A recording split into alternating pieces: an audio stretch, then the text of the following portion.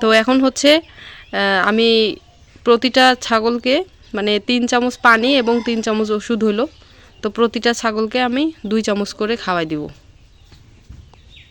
তো আপনাদেরকে বলছিলাম যে আমি হচ্ছে এই যে ডাইলোরেস ভেট কীভাবে খাওয়াবো ছাগলের বাচ্চাগুলোকে আপনাদের সাথে শেয়ার করব।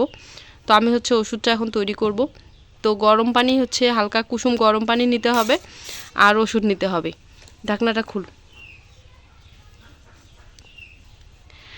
ঢাকনাটা আচ্ছা না, 3টা বাচ্চার জন্য 3 ঢাকনা ওষুধ। কাপে দে।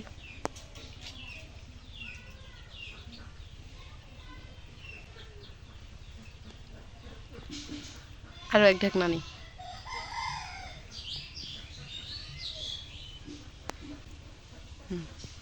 এবার ওই 3 ঢাকনা ওই ঢাকনাটা দিয়া 3 ঢাকনা পানি নেই।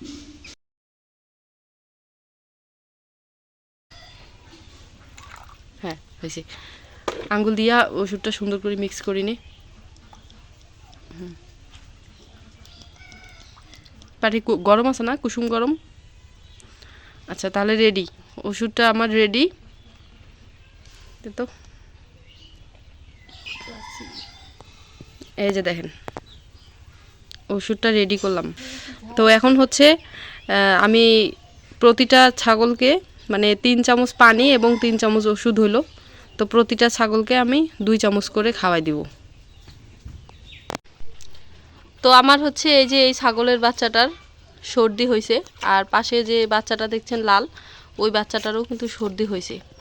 তো এখন হচ্ছে এই বাচ্চা দুইটাকে আমি ওষুধগুলো খাওয়াবো।